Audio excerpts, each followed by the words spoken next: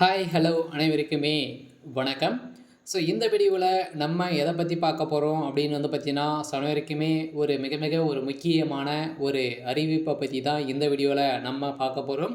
So இந்த அறிவிப்பு அனைத்து மக்களுக்குமே பொருந்தக்கூடிய ஒரு அறிவிப்பாக தான் இப்போ பார்த்தீங்கன்னா கூற்று வங்கி மூலமாக வாங்கியிருக்கக்கூடிய பயிர்க்கடன், நகைக்கடன், பார்த்தீங்கன்னா கல்விக்கடன், இது மாதிரியெல்லாம் நிறைய கடன்கள் பார்த்தீங்கன்னா மக்களுக்காக தமிழ்நாடு அரசு வழங்கிட்டு வந்திருக்கக்கூடிய நிலையில் இப்போ பார்த்தீங்கன்னா இந்த அறிவிப்பு ஏற்கனவே முதல்வர் ஸ்டாலினுடைய தலைமையில் நடக்கக்கூடிய தமிழக அரசு இப்போ பார்த்தீங்கன்னா அதிரடியாக ஏற்கனவே கல்விக்கடன், விவசாய கடன்லாம் தள்ளுபடி செஞ்சுருந்தது.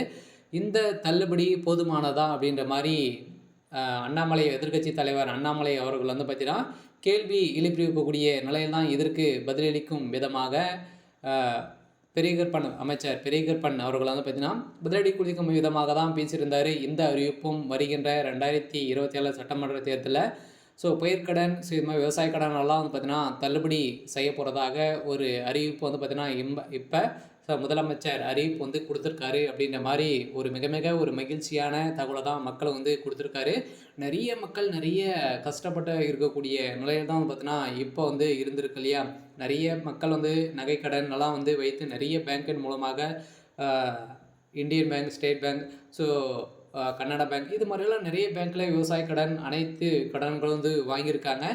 எந்த கடன்களெல்லாம் பார்த்தீங்கன்னா அவங்களோட கட்ட முடியாத சூழ்நிலை உருவாகியிருக்கு. இந்த சூழ்நிலையின் அடிப்படையில் இப்போ பார்த்தீங்கன்னா நிறைய மக்கள் தற்கொலைக்கு ஏற்படுத்தியிருக்கக்கூடிய விதமாக தான் அமைந்திருக்கு. இதன் அடிப்படையில் தமிழக அரசு பார்த்தீங்கன்னா முதல்வர் ஸ்டாலின் தலைமையில் வந்திருக்கக்கூடிய அரசு இப்போ சமீப காலத்தில் ஒரு 5 ஆண்டு காலங்களாமே தமிழக அரசு இருக்கு இல்லையா. இதில் பார்த்தீங்கன்னா ஏற்கனவே விவசாய கடனும் நகைக்கடன் ஏதாவது ஒரு கடனை மட்டும்தான் தள்ளுபடி செஞ்சுருந்தாங்க. இந்த தள்ளுபடி போதுமானது அல்ல அப்படின்ற மாதிரி விவசாயிகளுக்கு பார்த்தீங்கன்னா எதிர்ப்புகள் வந்திருக்கக்கூடிய நிலையில் தான் இப்போ பார்த்தீங்கன்னா கூட்டுறவு வங்கி மூலமாக நீங்கள் வாங்கியிருக்கக்கூடிய பயிர்க்கடன், நகைக்கடன், வங்கிகளில் வாங்கியிருக்கக்கூடிய கடன், இது மாதிரி பார்த்தீங்கன்னா அனைத்து ஜுவல்லர்ஸ் கடன்களையும் தள்ளுபடி செய்ய போகிறதாக அனைத்து மக்களுக்குமே ஒரு மகிழ்ச்சி அளிக்க விதமாக தான் இப்போ ஒரு அறிவிப்பு கொடுத்துருக்காங்க. இந்த அறிவிப்பை பற்றி நம்ம முழுமையாக பார்க்கலாம். அதுக்கு முன்னாடி நம்ம சேனலுக்கு இப்போ தான் நீங்கள் முதல் முறையாக வந்திருக்கீங்க அப்படின்னா மறக்காமல் நம்மளுடைய சேனலை சப்ஸ்கிரைப் பண்ணி சப்போர்ட் பண்ணுங்கள். வாங்க வீடியோக்குள்ளே போகலாம். ஏற்கனவே அனைவருமே பயிர்க்கடன் வாங்கியிருப்பீங்க இல்லையா. கூட்டுறவு வங்கி மூலமாக அனைவருமே நம்மளுடைய இடத்துக்கு 5 ஏக்கருக்குள்ளே இருக்கிறவங்க அனைவருமே வாங்கியிருப்போம். இதுக்கும் தமிழ்நாடு அரசு பார்த்தீங்கன்னா அனைவருக்குமே 1 லட்சத்துலேருந்து 2 லட்சம் வரைக்கும் பார்த்தீங்கன்னா வட்டி இல்லாத கடன் கொடுக்குறாங்க. இதே மாதிரி தான் நகை கடனும் நீங்கள் நிலம் வைத்திருந்தீங்க அப்படின்னா சிட்டாக எடுத்து வைத்து நீங்கள் வட்டி இல்லாத படங்களை வாங்கி மீண்டும் மூட்டுக்கலாம் அப்படின்றது தான் கூட்டுறவு வங்கி மூலமாக நகைக்கடன் வாங்கியிருப்பாங்க. அந்த நகைக்கடனெல்லாம் இன்னும் திரும்பி செலுத்தாத நிலை இருக்குது. ஏற்கனவே பார்த்தீங்கன்னா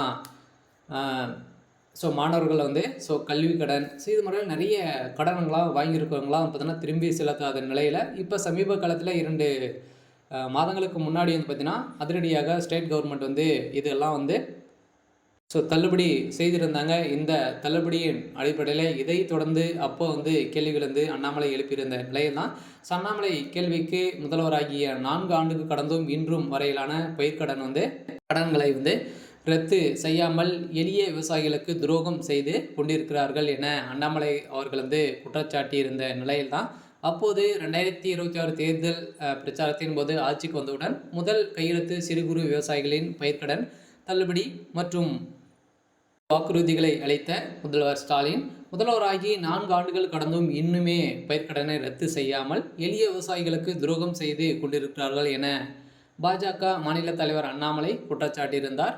இதன் அடிப்படையில் எப்படியாவது ஆட்சிக்கு வரணும் அப்படின்ற ஒரே நோக்கத்தோடு தான் பொய்களை சொல்லி மக்களை ஏமாற்றி அவங்க பார்த்தீங்கன்னா ஆட்சிக்கு கல்வி கடன், இது மாதிரி வங்கி மூலமாக நிறைய கடன்களாக பார்த்தீங்கன்னா எளிய மக்களெல்லாம் வாங்கி நிறைய அவதிப்படுறாங்க. அவங்களால கட்ட முடியாத சூழ்நிலை உருவாகிருக்கக்கூடிய நிலையில் இப்போ இதற்கெல்லாம் வந்து பார்த்தோன்னா, ஏற்கனவே ஒரு மக்கள் வந்து பார்த்தீங்கன்னா, ஒரு கவர்மெண்ட்ட நம்பி தான் வந்து இருக்காங்க. இப்போ வந்து 5 வருடம் வருது அப்படின்னா, ஆட்சி மாறப்போகுது அப்படின்ற மாரி நெறைய அறிவிப்புகள்லாம் வந்து குடுப்பாங்க.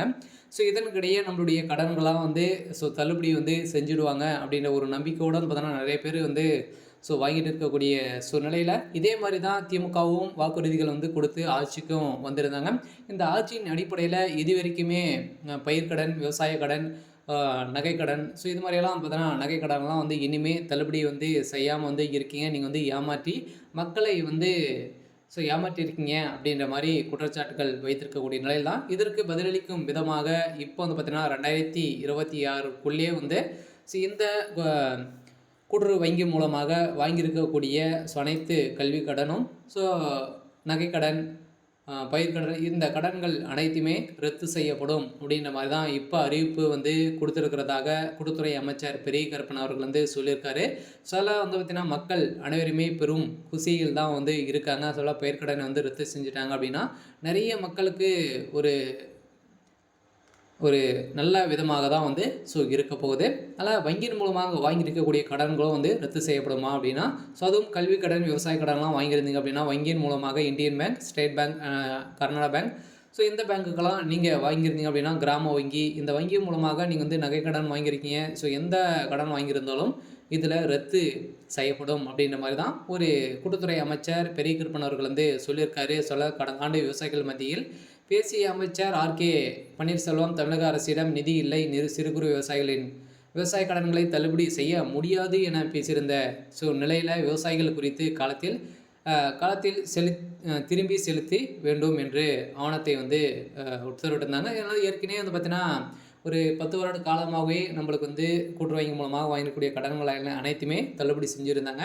இப்போ திமுக ஆட்சிக்கு வந்ததுலேருந்தே நம்மளுக்கு வந்து பார்த்தீங்கன்னா, திரும்பி செலுத்தி வாங்குற மாரி தான் நம்மளுக்கு ஒரு ஆப்ஷனாக வந்து குடுத்துருக்காங்க.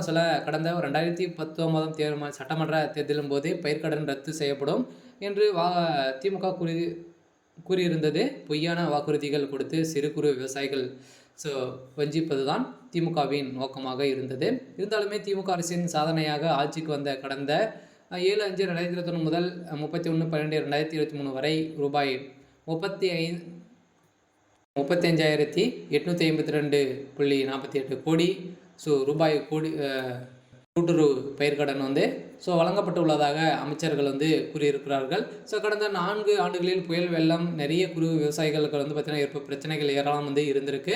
இருந்தாலுமே இதுவரைக்குமே எந்த ஒரு தள்ளுபடியும் செய்யாது இருக்கக்கூடிய நிலையில் தான் இப்போ அரசு மீது வந்து எதிர்ப்புகள் இருந்திருந்தாலுமே இப்போ வந்து பார்த்தீங்கன்னா, தமிழக அரசு முதல்வர் ஸ்டாலின் அவர்கள் வந்து பயிர்க்கடன், நகைக்கடன் இது மாதிரி வங்கியின் மூலமாக வாங்கியிருக்கக்கூடிய கடன்கள் அனைத்துமே ரத்து செய்யப்படும் அப்படின்னு தான் இப்போ ஒரு பேசப்பட்டு வந்திருக்கக்கூடிய நிலையில் கன்ஃபார்மாக நம்ம எதிர்பார்த்த மாதிரி 5 பவுனுக்குள்ளே நீங்கள் வைத்திருந்தீங்க அப்படின்னா கன்ஃபார்மாக ரத்து செய்யறதுக்கான அதிகப்படியான வாய்ப்புகள் இருக்குது. இருந்தாலும் ஆட்சி மாறப்போகுது. ஆட்சி வந்த உடனே கன்ஃபார்மாக நிறைய அறிவிப்புகள்லாம் வந்து வரப்போகுது. வெயிட் பண்ணி பார்க்கலாம் என்ன நடக்குது அப்படின்றத. சரி, ஓகே. இன்னைக்கான அப்டேட் வந்து இதுதான். மறக்காமல் நம்மளுடைய சேனலை சப்ஸ்கிரைப் பண்ணி சப்போர்ட் பண்ணுங்கள். தேங்க்யூ.